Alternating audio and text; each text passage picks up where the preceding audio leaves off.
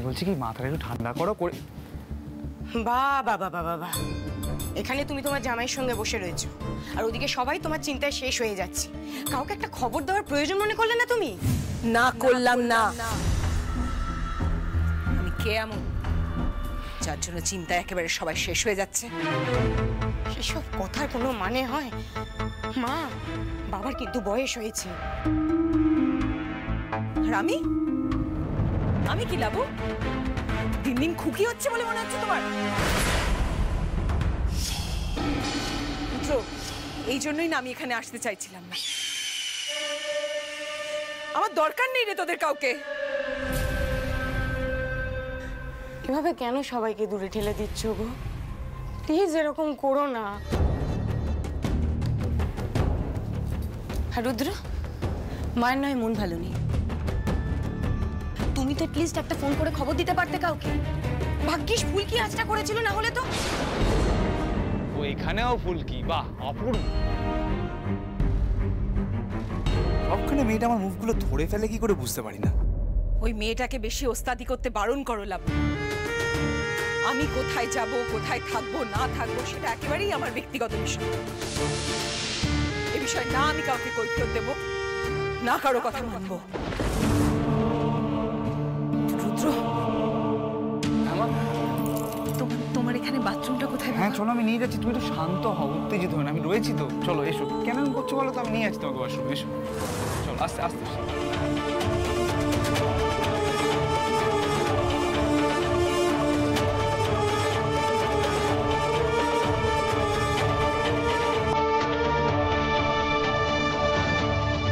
সবাইকে না চাচামিচি করলে হয় না লাগু, তুমি তো বোঝো, জানো সেটা।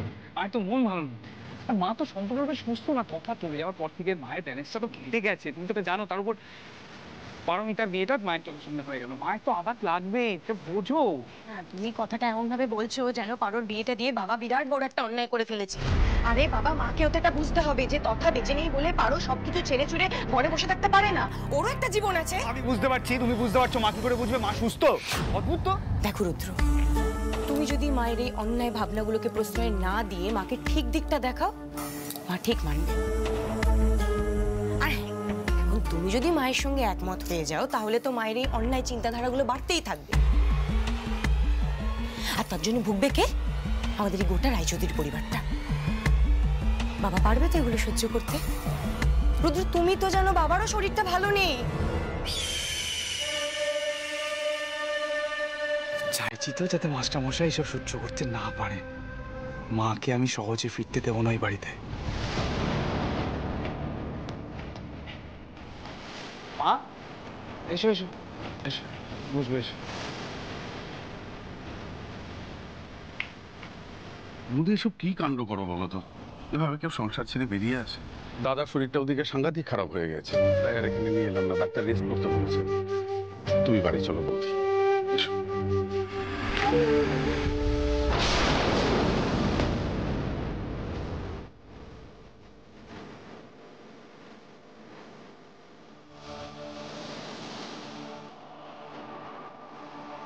দাদার সব ওষুধ আমি লেবেল করে রেখে এসেছি আমাদের ঘরের টেবিলে, ওখানে পেয়ে যাবে।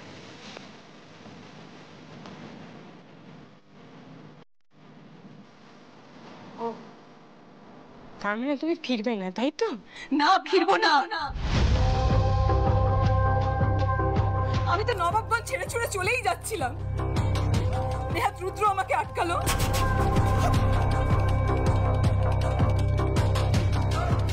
আমাকে ওর অফিসে নিয়ে এলো, তাই আমি এখানে এলাম।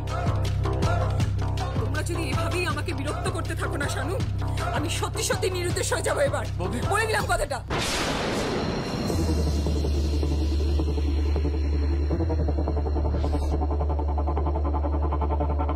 জেঠিমণি,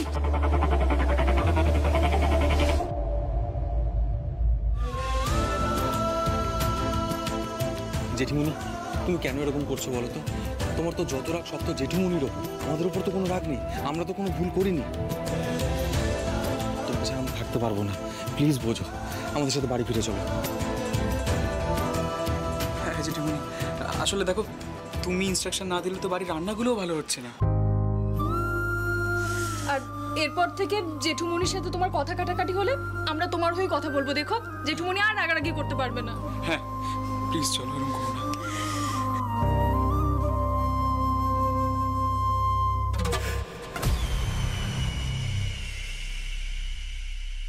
এসব নাটক তোদের কে শেখালো রে? ফুলকি নিশ্চয়ই। মা, তুমি কথায় কথায় ফুলকির দোষ কেন দেখো বলো তো? কে কি শেখাবে ওদের? ওরা যথেষ্ট বড় হয়েছে, যথেষ্ট বুদ্ধি হয়েছে ওদের। ওরা নিজে থেকে এসেছে তোমাকে ফিরিয়ে নিয়ে যাওয়ার জন্য। মা, বাবা কি এই বয়সে পারে তোমায় ছেড়ে থাকতে? একটু বোঝো, কি যে চাপলো তোমার মাথায় কে জানে। আচ্ছা আচ্ছা, ঠিক আছে ঠিক আছে লাবু, বলছিলাম যে মাকে এখনই জোরাজুরি করে কোনো লাভ হবে না, তার থেকে বরং মাথা ঠান্ডা করে পরে কথা বলো। আজকে দিনটা ছেড়েই দাও, বুঝলে? কাকুমনি, বলছি আমি মাকে সামনে রাখবো, এই কথাগুলো বরং তোমরা পরে বলো। কি মা, ঠিক আছে তো? তুমি বরং আপাতত আমাদের বাড়িতে চলো। হ্যাঁ, আমার সেই ইচ্ছেও নেই রুদ্র। কি আশ্চর্য বলো তো, তুমি তো আমার বাড়িতে যাবে, তুমি তো ছেলের সাথে গিয়ে থাকবে, তাতেও তোমার আপত্তি? প্লিজ এরকম করো না, চলো চলো তো, আমি তোমাকে নিয়ে যাচ্ছি, তোমার কোনো অসুবিধা হবে না, আমি বলছি তো। কাকুমনি, মা একটু একা থাকতে চাইছে, আমি নিয়ে গেলাম, কেমন? চলো লাবু, ব্যাগটা নিয়ে নাও তো। চলো চলো চলো, এরকম করো না, চলো চলো এসো।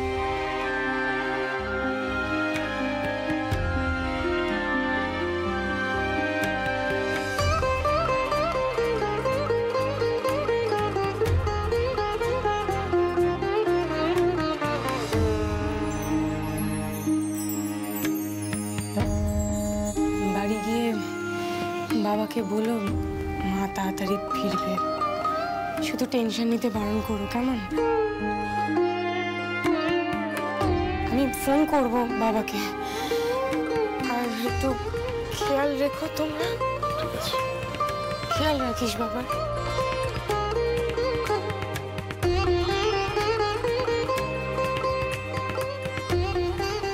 আসছি।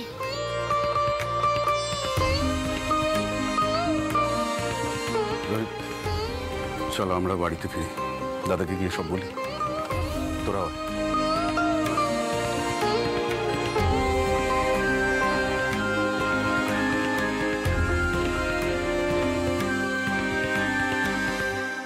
ওদিকে জেঠুমনি মনে মনে আশা করে বসে আছে যে আমরা জেঠিমুনিকে নিয়েই বাড়িতে ঢুকবো, কিন্তু জেঠিমুনি কোনো কথা শুনতেই চাইছে না। শুনবে কি করে? জামাইবাবু তো বাধা দিচ্ছেন। মানে আপনারা দেখেননি জেঠুমনির শরীর খারাপ হওয়ার কথাটা যখন কাকুমনি জেঠিমাকে বলল, জেঠিমার মুখটা একদম নরম হয়ে গিয়েছিল, কিন্তু জামাইবাবু ঘাড় নাড়ালেন জেঠিমার দিকে তাকিয়ে, ব্যাস জেঠিমা ঘুরে গেল। কিন্তু রুদ্রদা এমন কাজ কেন করবে ফুলকি? এক্স্যাক্টলি, মানে সেখানে রুদ্রদার কিসের স্বার্থ? আমি যা দেখলাম সে কথাই বললাম পিয়াল দাদা।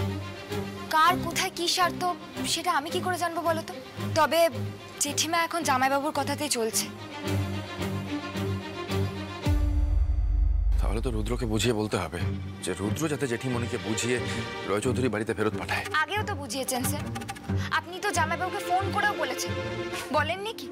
ঠিক আছে ফুলকি, এখন এখন রুদ্রকে ভিলেন বানিয়ে আর এদিক ওদিক উল্টোপাল্টা চিন্তা করো না।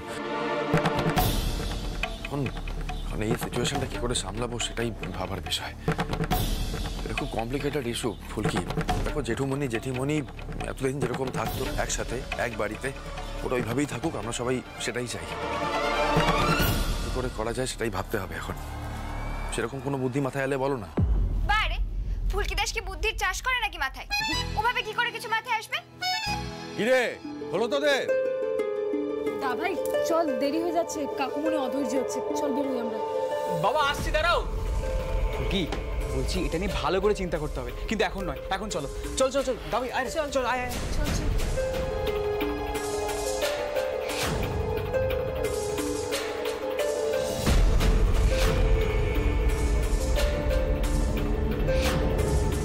জামাইবাবু অনেক দিন ধরে চুপচাপ আছেন, নিশ্চয়ই এই অবস্থার সুযোগ নিয়ে কিছু একটা করবেন, কিন্তু কি করবেন সেটাই তো বুঝতে পারছি না।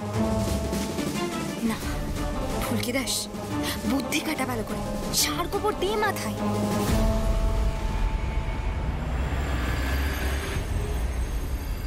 বৌদি হলো? এই তো হয়ে গেছে। ফুলকি দিয়ে এসো। চলে এসেছে তোমাদের মুড়ি মাখা। আগে আমি নেবো, দাঁড়া।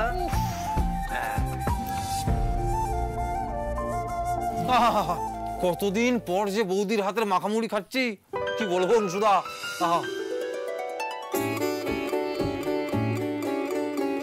কতদিন পর মানে? 2-3 দিন হয়েছে তো আমার। যা ভাই, তুই ওকে 2-3 দিন দেখাচ্ছিস, ওর কাছে ওটা 1 যুগ।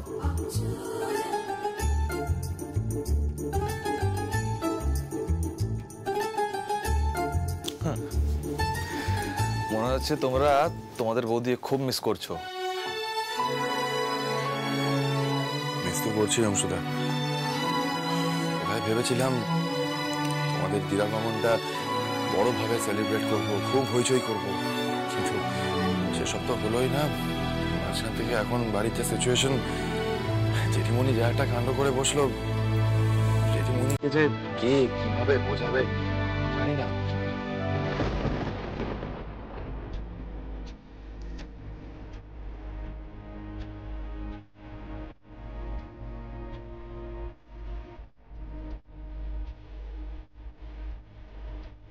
রোহিত, মাস্টার মশাইকেই যেতে হবে, মানে আমার তো অন্তত এটাই মনে হচ্ছে।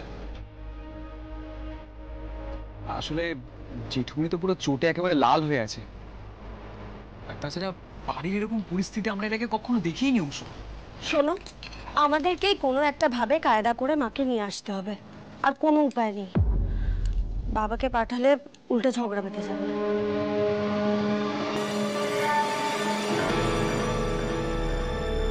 দেখো দিদি, জেঠিমাকে বাড়িতে ফিরিয়ে আনাটা অত সহজ কাজ নয়। জামাইবাবু জেঠিমার প্রতি টান দেখাতে গিয়ে জেঠিমার মনটা আরো বিষিয়ে দিচ্ছেন। তোমরা মিলিয়ে নিও আমার কথাটা।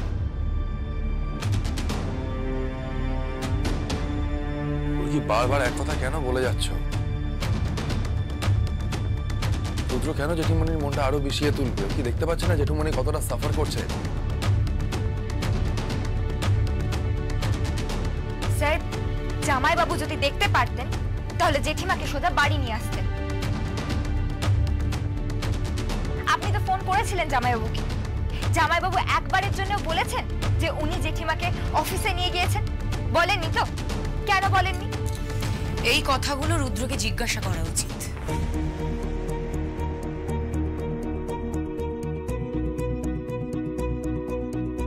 অন্ততপক্ষে আমি তো জিজ্ঞাসা করবই। ওমা, লাবু তুই আসবি তো আগে বলিসনি? আরে মা কেমন আছে? মা ঠিকই আছে। আমি বাবার সাথে দেখা করতে গিয়েছিলাম, ভাবলাম যে নিজের মুখে বলে আসি বাবাকে যে মা ঠিক আছে।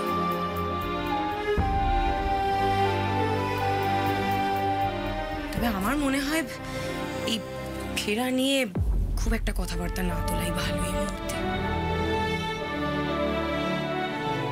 তবে ফুলকি যে প্রশ্নগুলো করছে সেই প্রশ্নগুলো কিন্তু আমারও।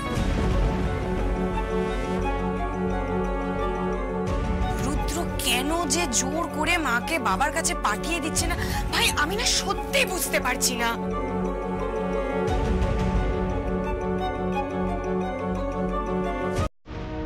আমার মাথায় একটা বুদ্ধি এসেছে। বলবো ফাইনালি এবার সব সমস্যার সমাধান হবে। আমারও সেটাই লাগছে। থাম, ফুলকি তোমার মাথায় কি বুদ্ধি এসেছে বলে ফেলো। আমরা তো দাদা ভাই আর দিদির বিয়ের পর একটা খাওয়া দাওয়া হয়েছে করতামই।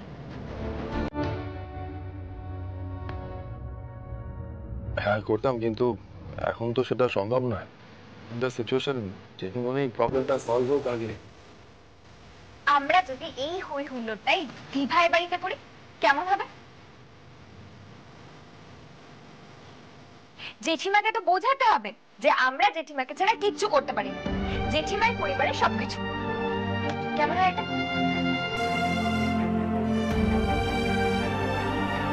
ফুলকি, তোমার এই বুদ্ধিটা না একদম জমলো না, বিশ্বাস করো। আমি আর অংশু যদি একসাথে যাই না, মা আরো উল্টে চটে যাবে। এটা কোনো সমাধান নয় ফুলকি, এটা কোনো সমাধান না, ভুলভাল হয়ে যাবে আরো। দি ভাই, সব রাগ বেরিয়ে যাবে, দেখো তুমি।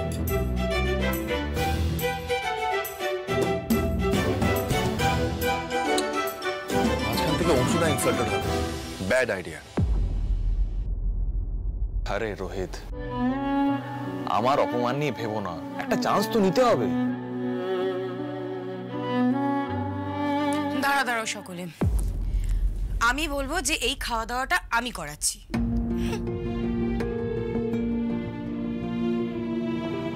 তাহলে এই সুযোগে ও বাড়ির সবাই আমাদের বাড়িতে চলে আসবে।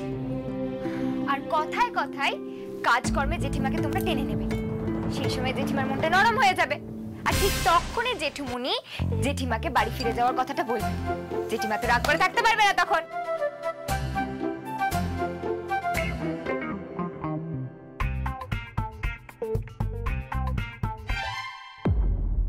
এই ভাই দেখ, একটা চেষ্টা তো করে দেখতেই হবে, তাই না? এই বয়সে মা বাবার আলাদা জায়গায় দুজনের থাকাটা, এটা কি ঠিক দেখায় বলতো? ওরা তো থাকতে পারবে না। একদম ঠিক বলেছিস, সেটা আমার মাথাতেও এসছে। আরে বাবা, যতই রাগারাগি হোক, দুজনেই তো দুজনের উপর নির্ভরশীল, বল। তাহলে ওই কথাই রইল, কাল সকালে নিমন্ত্রণ রইল। পারো অংশু, দুজনে কিন্তু সময় মতো চলে আসবে, কেমন? আর দেখা যাক রথ দেখা আর কলা বেচা দুটোই একসাথে হয় কিনা।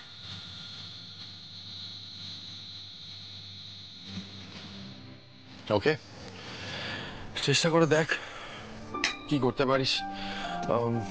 দিদি, বলছিলাম, বলো। আমার জন্য তোর কোনো একটা স্পেশাল ডিশ রান্না করিস।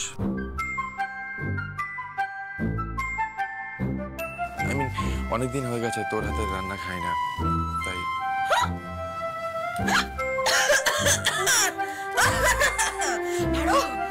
দেখ দেখ দেখ, কে আমার হাতে রান্না খেতে যাচ্ছে, দেখ একবার। সেটাই তো দেখছি, একা তমাল না, এখন ভাইয়েরও ভালো মন্দ খাওয়ার ইচ্ছা করছে। এই পুরোটাই ফুলকি দাসের দায়।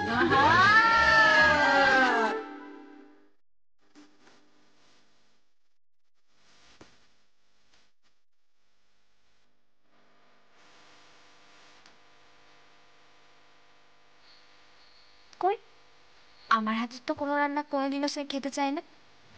আসলে মনেই করেনি ফুলকি দাস সব গিন্নিদের মতো রান্না বান্না সংসার এসব করতে পারে। ভাবে বলে দিদি সব বলে দেয়, আর আমি একটু একটু রান্না করি। দিদি তো নিজের নতুন সংসারে চলে এসেছে। এইবার ফুলকি দাস, তোকে সংসারের দায়িত্ব সব নিতে হবে। আজ থেকে দায়িত্ব নেওয়া শুরু করে দে।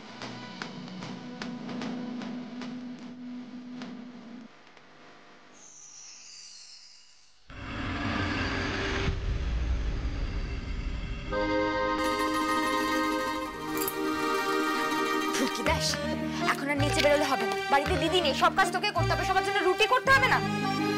কি করবে এখন এসব? আর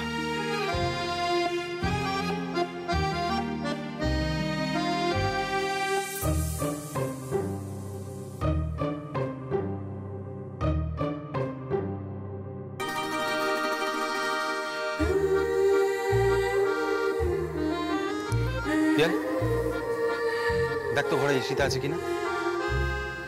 কেন তুই ঈশিতার দিকে খুঁজছিস কেন? বৌদি এই বাড়ি থেকে চলে গেছে বলে কি সব দায়িত্ব ফুলকির একার উপর পড়বে? রুটি কে করবে? ঈশিতা দি রুটি? তোর শরীর টরীর ঠিক আছে? আরে হ্যাঁ রে বাবা, আমার সবকিছু ঠিকঠাক আছে। দেখ, কখনো না কখনো কাউকে না কাউকে ঈশিতাকে সাহস করে বলতে হবে ওকে বউ বউ বউ।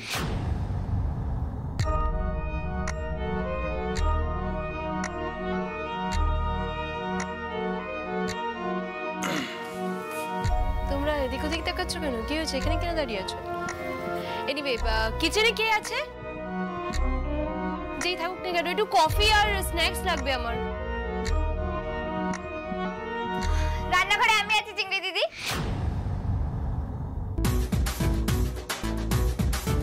ফুলকি দাস, তাহলে তো কফি আশা করাটাই ভুল হবে। লুক অ্যাট ইউ ফুলকি।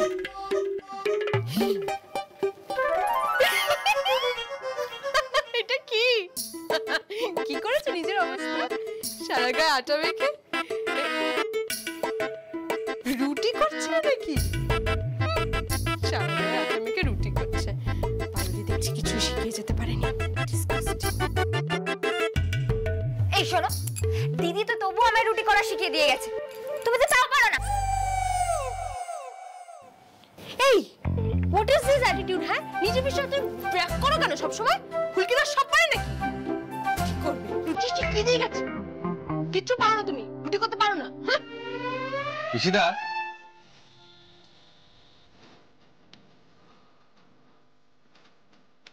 বলছি তুমিও তো রুটি করতে পারো না?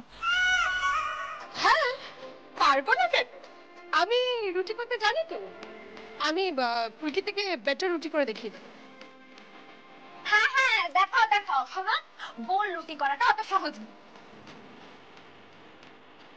আর আটা মাখা আরো কঠিন। তাই নাকি? আচ্ছা আচ্ছা, ঠিক আছে ঠিক আছে ঠিক আছে, একটা কাজ করা যাক। রায় চৌধুরী বাড়ির দুই বৌমার মধ্যে একটা কম্পিটিশন হোক, দেখা যাক কে কত তাড়াতাড়ি গোল রুটি বানাতে পারে আটা মেখে। কি গো ঈশিতা, নিচ্ছে তো চ্যালেঞ্জটা? ভানু, ঈশিতা রায়চৌধুরী না কোনো চ্যালেঞ্জে ভয় পায় না। হ্যাঁ হ্যাঁ, ফুলকি দাসও ভয় পায় না। তাহলে চলো শুরু হয়ে যাক। হয়ে যাক।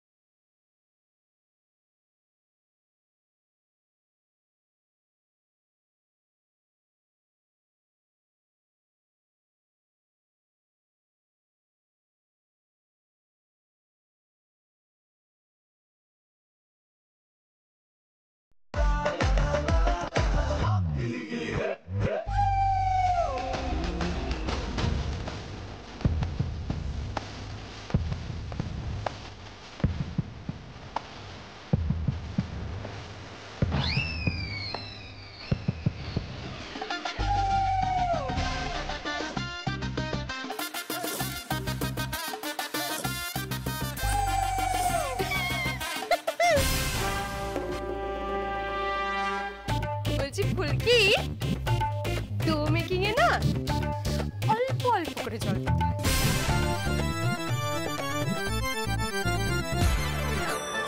বেশি জল ঢাললে জল জল, শুধু শুধু চ্যালেঞ্জটা নিবি। আমি জিতবো।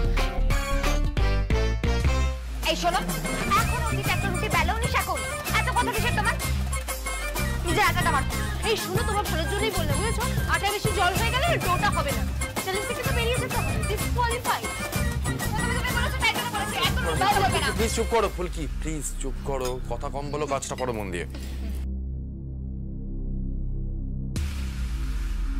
বলছি অশোকনগর না শুধু ভাতই খেতে, কিন্তু এখানে তো বৌদিকে হেল্প করতে রুটি করার সময় কিছু মনে নেই।